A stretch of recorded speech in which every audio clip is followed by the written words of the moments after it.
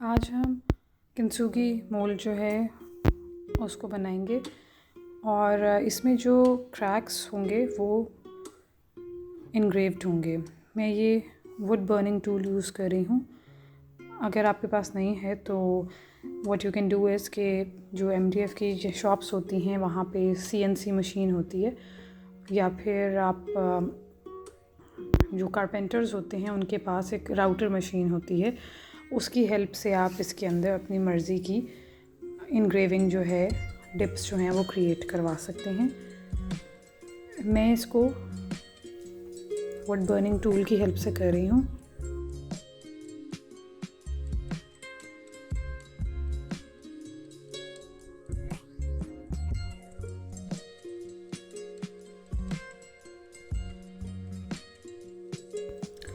मैंने ये टूल जो है दराज से ऑर्डर किया था और इसका बेसिक पर्पज़ ये होता है कि मैं क्योंकि पायरोग्राफी आर्ट वर्क का काम भी करती हूँ तो उसके लिए ये काफ़ी बेनिफिशियल होता है, तो मैंने उसके लिए लिया था।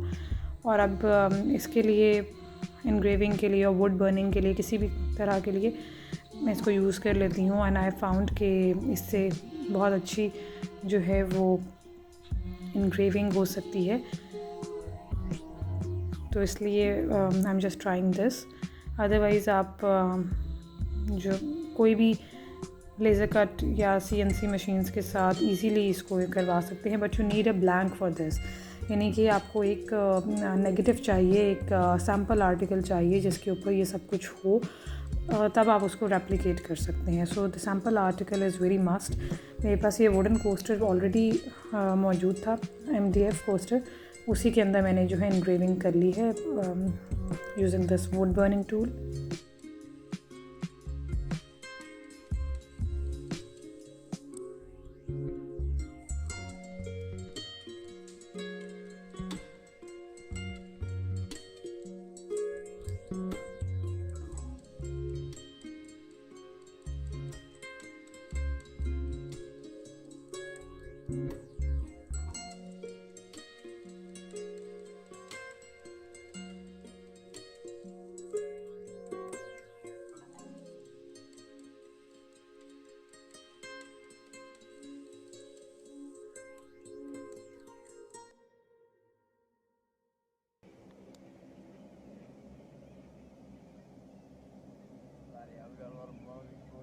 So now I'm almost done with this engraving. अब मैं इस नेक्स्ट प्रोसीजर करूँगी। मैंने थोड़ी सी इसकी स्पीड इंक्रीज़ कर दी थी क्योंकि बहुत ही लंबा प्रोसीजर हो जाता अगर मैं इसको सेम स्पीड पे रखती। And our main objective is to learn moulds, तो वो उसका टाइम फिर ज़्यादा हो जाता ख़त्म। अच्छा, अब मैंने मोल्ड रिलीज स्प्रे और ग्लॉस वार्निश जो है वो दोनों थोड़े थोड़े गैप के बाद MDF कोस्टर पे स्प्रे कर दिया है। I am using this gloss varnish. Although क्योंकि ये MDF सरफेस है तो इससे जो बना मोल्ड होगा वो ग्लॉसी नहीं आएगा, वो मैट आएगा, लेकिन थोड़ा सा जो उसकी ज़्यादा रफनेस है MDF की वो कम हो जाएगी। और mould release sprays absolutely important, आपको वो ज़रूर अपने किसी भी आर्टिकल के ऊपर करना है। अब क्योंकि जो मुझे कार्ड स्टॉक का सर्कुलर बाउंड्री बनानी है उसके लिए मेरा जो लेंथ है कार्ड स्टॉक की वो कम थी, तो मैंने इसको टेपिंग करनी है। अगर आप ओवरलैपिंग नहीं कर रहे और आप इस तरह से दो एंड्स को जॉइन कर रहे हैं तो फिर जो कार्ड स्टॉक है उससे वो सर्कुलर शेप नहीं आएगी बल्कि इस तरह की बेंडेड आएगी।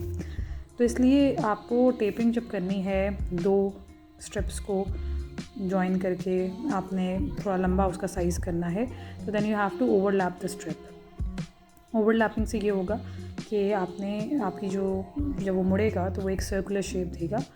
और सेकेंडली जो ओवरलैपिंग एरिया है that should not be too much, बाहर को ज़्यादा ना निकला हो, उतना ही रखें पोर्शन जितना आपकी टेप के अंदर आ जाए। और अगर थोड़ा सा एक्सेस है तो उसको ट्रिम कर लें, अदरवाइज़ ये जो निकला हुआ पोर्शन होगा ओवरलैपिंग का उसके अंदर सिलिकॉन चला जाएगा जो कि आपके मोल्ड की शेप को ख़राब करेगा। तो now I am pasting the other end और फिर इसके बाद I will be done with this circular boundary of my mould.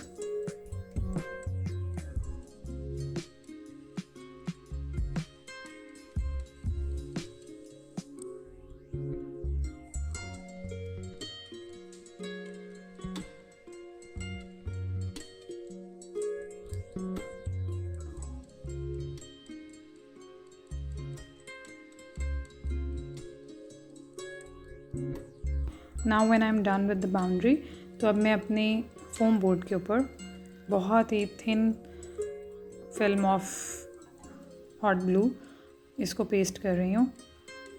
आपने अपनी जो ग्लू गन से जो आप एक लेयर देंगे ग्लू की, that should be very thin और वेरी मिनिमल। बस इतनी रखें कि वो बेयरली स्टिक हो, वरना फिर जितना ज़्यादा थिक इसके अंदर होगी ग्लू उतना ही रेज्ड ये होगा अपने फोम बोर्ड से, और there will be a chance के जो सिलिकॉन है वो नीचे से सीप कर जाए। वैसे तो आपको मैंने बताया हुआ है कि प्लास्टिसिन को यूज़ करके आप उसकी साइड्स को कर सकते हैं seal. As you can see कि मैंने प्लास्टिसिन से उसकी एजेस को सील कर लिया है ताकि कोई भी सिलिकॉन जो है वो नीचे ना जाए। और अब जो है मैं उस बाउंड्री को जनरस अमाउंट के ऑफ ग्लू गन के साथ पेस्ट कर रही हूँ। सेक्शंस में पेस्टिंग करें, ऑल ऑफ अ सडन एक ही दफ़ा पूरे सर्कल में ना घुमा दें, आहिस्ता आहिस्ता सेक्शंस में कुछ कुछ पोर्शंस को करते जाएं।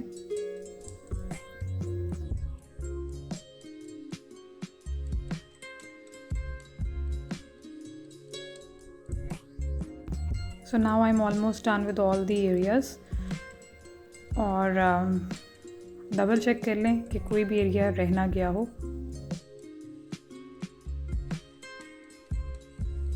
Next I have to mix silicone and hardener, और आई रिकमेंड कि आपको बैचेस में इसको पोरिंग करनी है। अगर एक ही दफ़ा आप 200 या 500 ग्राम्स जो है वो मिक्स कर लेंगे तो फिर एक तो उसकी मिक्सिंग बहुत ट्रिकी हो जाएगी क्योंकि बहुत ज़्यादा अमाउंट हो जाएगी, हार्डनर के साथ मिक्सिंग नहीं हो सकेगी, और there will be some chances कि आपका कुछ हार्डनर और रबर जो है वो सही से ना मिक्स हो सकें, और जब आप उसकी पोरिंग कर देंगे तो फिर आपका पूरा मोल्ड जो है देयर इज़ अ चांस कि वो क्योर हो जाए, लेकिन कुछ बिट्स एंड पीसेस में एरियाज़ जहाँ पे हार्डनर नहीं मिक्स हुआ था रबर के साथ, वहाँ वो एरिया जो है वो टैकी स्टिकी सा रहेगा। तो इसलिए सेक्शंस में काम करें, बैचेस में काम करें, थोड़ा थोड़ा 100 ग्राम्स 50 ग्राम्स के है जो है वो बैचेस बनाएं और फिर उसको मिक्सिंग करें। आई नो ये बहुत ज़्यादा लेबोरियस हो जाएगा और टाइम टेकिंग होगा, और आपको बहुत जो है वो जल्दी जल्दी काम करना होगा क्योंकि आपने पहली लेयर को क्योर होने से पहले जो है वो सेकंड लेयर भी पोर करनी है। लेकिन उससे ज़्यादा ये कम यानी कि आपको पैनिक अटैक्स नहीं होंगे जब आपने एक ही दफ़ा सारा अमाउंट जो है वो मिक्स कर लिया है और वो आप के ग्लास में ही जो है वो हार्ड होना शुरू हो जाएगा and it will go waste. उससे बेहतर यही है कि आप थोड़ा सा अपना जो है वो स्पीड तेज़ करें और बैचेस में इसको मिक्सिंग करें। मेरा जो स्केल है वो ऑफ हो जाता है बीच में, इसलिए जो है मैंने एक ही दफ़ा मैं तो मिक्स कर रही हूँ 200 ग्राम्स, और लेकिन वो स्केल बार बार क्योंकि ऑफ हो रहा है तो इसलिए मैं उतनी ही अमाउंट प्लस कर रही हूँ रबर की।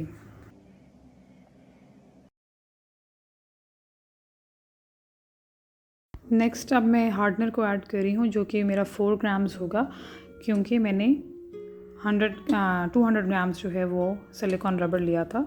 50 ग्राम्स में 1 ग्राम होता है और 200 ग्राम्स में 4 ग्राम्स होगा।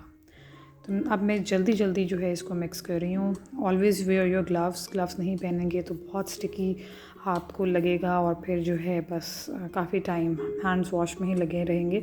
तो इट इज़ बेटर कि आप ग्लव्स को यूज़ करें और आपके जो हाथ हैं वो साफ़ रहेंगे once you are done with the mixing and pouring and everything. फिर आप उन ग्लव्स को डिस्कार्ड कर सकते हैं। मिक्सिंग बहुत अच्छे से करनी है ताकि हार्डनर और सिलिकॉन जो है वो सही से मिक्स हो जाए और कोई पोर्शन अनटच्ड ना रहे। तो अब मैं अपने मोल्ड के अंदर इसकी पोरिंग करती हूँ।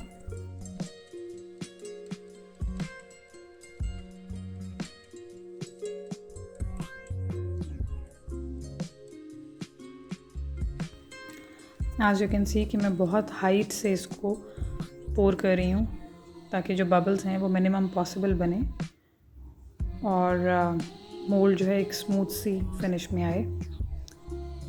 Now 24 hours have been passed और now it's time to unmould और देखते हैं कि इसका क्या रिज़ल्ट है।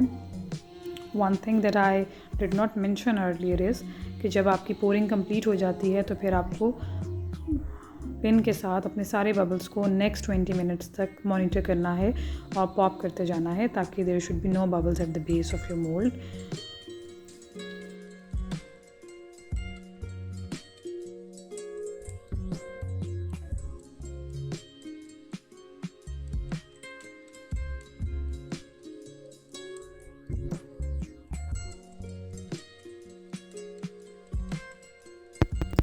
सो लेट्स सी इसका क्या रिज़ल्ट है। ये जो फोम बोर्ड पे, so now you can see कि बिल्कुल सेम वैसी ही लाइंस जो हैं वो इसने इम्प्रेशन ले लिया है। और इसको मैं वॉश करूँगी और फिर I will be able to use this. और ये जो फोम बोर्ड था इसके ऊपर मेरा कोस्टर अटैच था, ये मैं रीयूज़ कर सकती हूँ। इसके अराउंड वॉल को मैं बिल्ड करूँगी और फिर से मैं पोरिंग कर सकती हूँ। ये उस केस में है कि if you are making moulds for selling purpose, तो फिर आपको बार बार जो है वो अपना सैम्पल जो है वो रेडी नहीं करना पड़ता और वो आप सेम सैम्पल को बार बार यूज़ करते हैं। जो थोड़ी सी इम्परफेक्शन साइड्स में हैं और रेस्ड थोड़ा सा सिलिकॉन है, उसको एक्जैक्टो नाइफ़ की हेल्प से जो है वो मैंने ट्रिम कर लिया है। So now this mould is ready.